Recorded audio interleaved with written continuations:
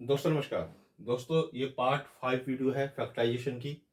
इस फैक्टर कैसे बनाते हैं, फैक्टर का मोस्ट इंपॉर्टेंट कंसेप्ट है जो कि 8th क्लास से स्टार्ट हो जाता है। 8th क्लास में भी फैक्टर बनाने सिखाए जाते हैं, 9th क्लास में भी, 10th क्लास में भी। इवन देन कई चैप्टर के अंदर आप 11th और 12th में भी फैक्टराइजेशन को देखोगे, उसके बेसिक चीज़ों को देखोगे, बेसिक फाउंडेशन को देखोगे वहाँ पे।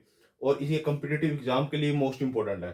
फैक्टर का कंसेप्ट सबसे ज़्यादा इंपॉर्टेंट है और फैक्टर का जो कंसेप्ट है वो आपकी कैलकुलेशन पे, रीजनिंग पे, आपकी माइंड की एबिलिटी पे, आपकी थिंकिंग पे, कि किसी चीज को कैसे ब्रेक किया जाए, कि कैसे उनके फैक्टर बनाए जाए। ये कैलकुलेशन पे भी डिपेंड करता है, सोच पे भी डिपेंड करता है कि आपकी कैलकुलेशन कितनी स्ट्रोंग है, मल्टीप्लिकेशन कितनी स्ट्रोंग है, एडिशन कितनी स्ट्रोंग है। तो ये आपके सारे उसी पे बेस है। हम इसको स्टेप बाय स्टेप करते हैं कि फैक्टर कैसे बनाते हैं, कैसे उसके चीजों को याद रखा जा सकता है, कैसे उसको समझा जा सकता है। इस वीडियो के माध्यम से 9 क्वेश्चनों के माध्यम से आज आपको एक फैक्टर बनाने आ जाएंगे। ये ए एक्स स्क्वायर प्लस में बी एक्स प्लस में सी, इस तरह की कोई क्वाड्रेटिक इक्वेशन दे रखी होगी आपकी, या क्यूबिक भी दे सकता है, उसके ऊपर डिपेंड करता है कि वो इक्वेशन कैसे दे। अगर कोई इस तरह की इक्वेशन दे रखी है तो आपको ये जो बीच वाली चीज है, इसको मिड टर्म है जो बी एक्स को इस तरह से ब्रेक करना है, पी एक्स और क्यू एक्स की फॉर्म में इस तरह से ब्रेक करना है कि इसके अगर जो ये पी कोफिशिएंट है, पी और क्यू कोफिशिएंट है, इन दोनों को ऐड करें, इन दोनों को ऐड करें तो ये आए, और इन दोनों को मल्टीप्लाई करे तो इन दोनों की मल्टीप्लीकेशन आए, एसी मल्टीप्लीकेशन आए।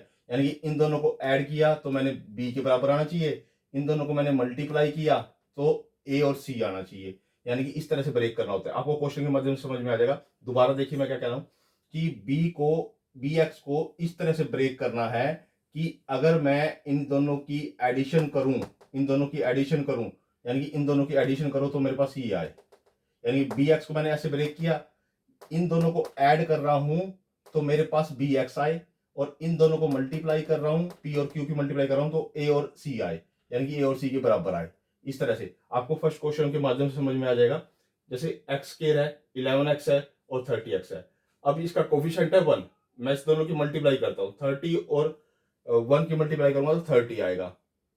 अब मैं 11 को इस तरह से ब्रेक करूं, 11 को मैं इस तरह से ब्रेक करूं, उसके दो फैक्टर इस तरह से बनाऊं कि उनको ऐड करूं तो 11 आए, और उनको मल्टीप्लाई करूं तो 30 आए।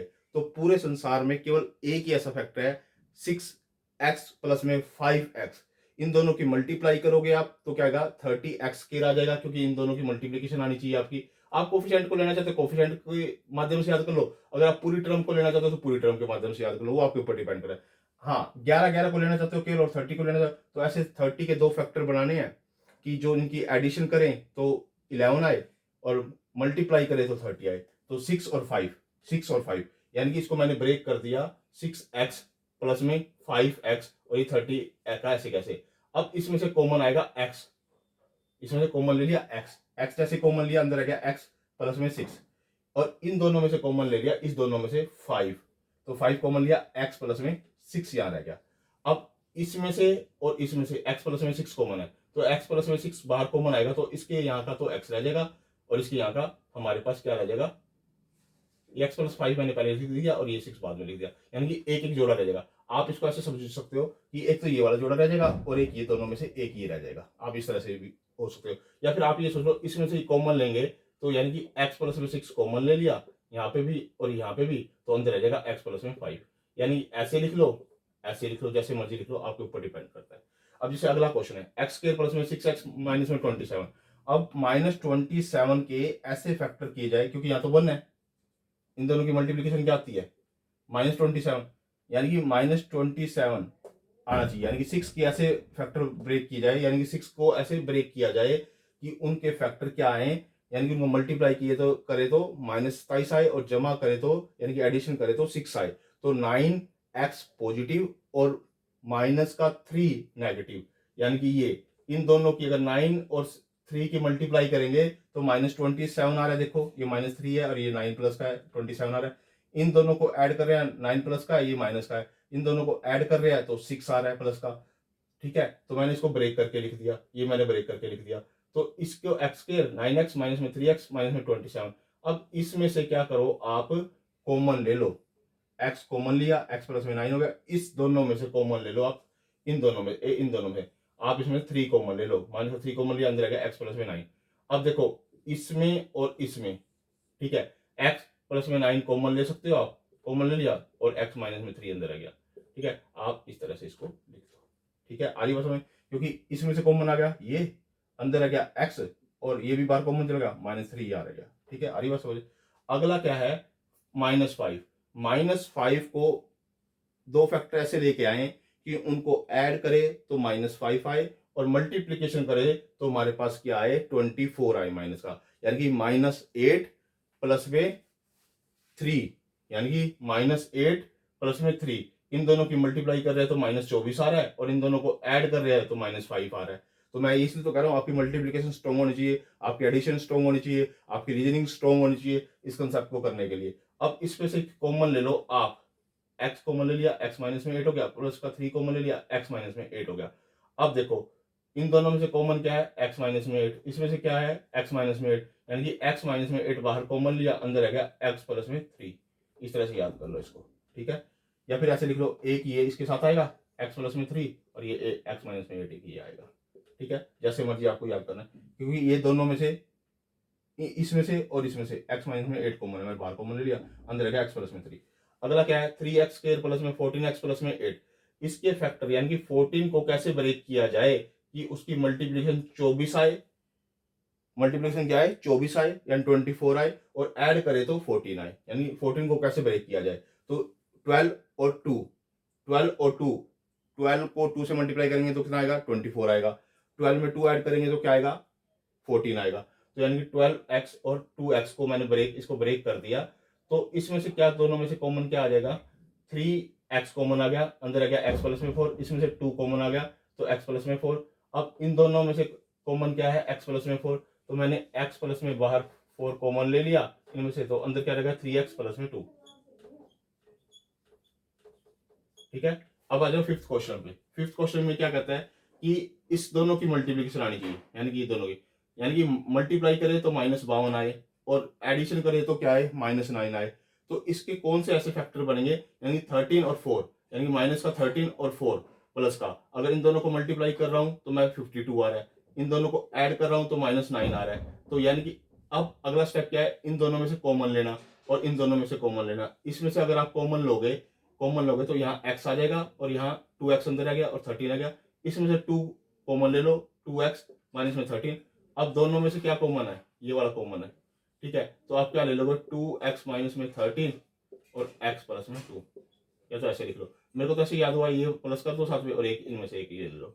तो आप ऐसे लिख सकते हो, इन दोनों में से कॉमन लिया मैंने ये, और इसके बाद क्या है, इन दोनों में से मैंने लिया कॉमन ये, और ये रह गया x प्लस में 2 अंदर रह गया ये वाला, ठीक है, ये दोनों की मल्टीप्लिकेशन आ गई।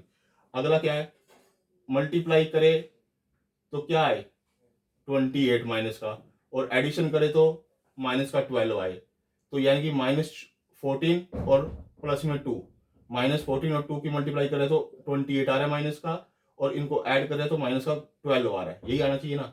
तो मैंने 7 का ऐसे कैसे लिखा, 14 प्लस में 2x और माइनस का 4x, इसमें से 7 कॉमन ले लो, 7 कॉमन ले लिया, 1 रह गया, 2 रह गया, प्लस का 2x कॉमन ले लिया, 1 और ये 2x रह गया।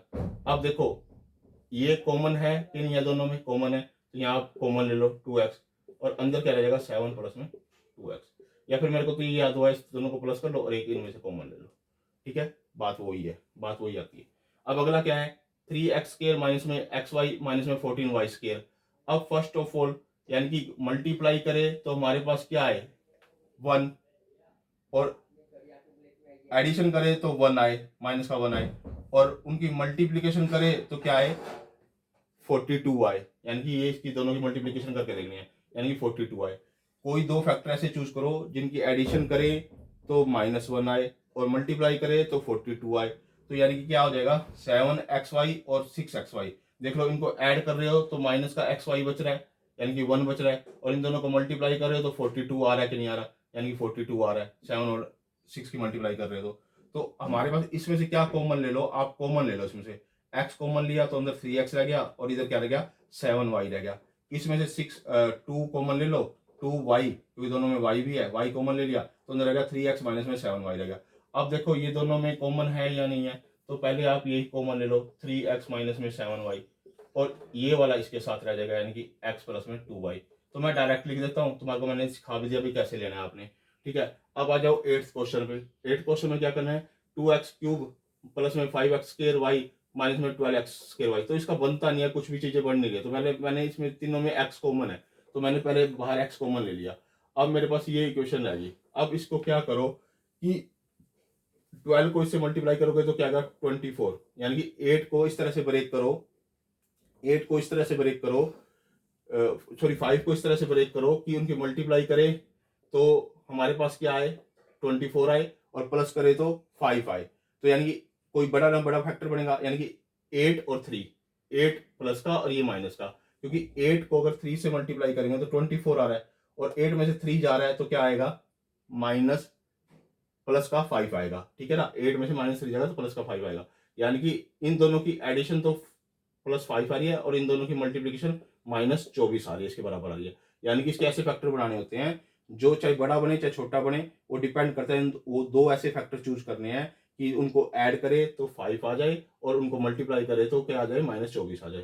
तो इसमें से ले लो 2x कॉमन ले लिया तो यहाँ x प्लस में 4y रह गया, इसमें 3y कॉमन ले लिया, x प्लस में 4y रह गया। अब देखो इनमें x प्लस में 4y दोनों में कॉमन है क्या नहीं है, तो मैंने x प्लस में 4y कॉमन ले लिया और ये अंदर रह गए दोनों के दोनों, है ना, यानी दोनों इनटू में आ गए, बाहर x था ही था। ये हमारा 8th क्वेश्चन भी सोल्व होगा। 9th क्वेश्चन जो लास्ट क्वेश्चन है उसको भी बड़े ध्यान से देखिए, यानी कि 3 इंटू ए माइनस में 2b का स्केयर माइनस में 2 इंटू ए माइनस में 2b माइनस में 8। अब देखो ये a माइनस में 2b है ना, ये दोनों में कॉमन आ रहा है, देखो मेरे पास, इसको सीधा आप एक्स पुट कर लो ताकि हमारा क्वेश्चन सोल्व होने के लिए आसान हो जाए। तो मैंने इसको एक्स पुट कर लिया इसकी जगह, ठीक है। अब वही सेम क्वेश्चन हो गया, मल्टीप्लीकेशन क्या आनी चाहिए 24 आनी चाहिए, और ऐड करें तो -2 आना चाहिए, 6 और 4, यानी कि माइनस का 6 और 4 इन दोनों की ऐड करो तो क्या आता है हमारे पास, ऐड करा तो -2 बचता है और मल्टीप्लाई करे तो 24 आता है। अब इन दोनों में से अगला स्टेप क्या है, इन दोनों में से क्या करना है, मेरे को कॉमन लेना है। कॉमन लेने का 3x कॉमन लिया तो अंदर रह गया x और ये रह गया -2, इसमें से प्लस का 4 कॉमन लिया, अंदर x माइनस में 2, ठीक है। अब ये x माइनस में 2 और x माइनस में 2 दोनों में कॉमन है, तो x माइनस में बाहर मैंने 2 कॉमन ले लिया, अंदर क्या रह गया 3x प्लस में 4। अब जो मैंने ये लिखा है, जो x को हमने एज्यूम किया था, ये एज्यूम किया था x को, तो x की वैल्यू यहाँ पुट कर दो, x की वैल्यू यहाँ पुट कर दो। मैंने पुट कर दी, इसको अंदर मल्टीप्लाई किया, इसको अंदर मल्टीप्लाई किया, सोल्व करके लिख दिया, और इसकी जगह x की वैल्यू रख दी, ये ऐसे कैसे लिख दिया।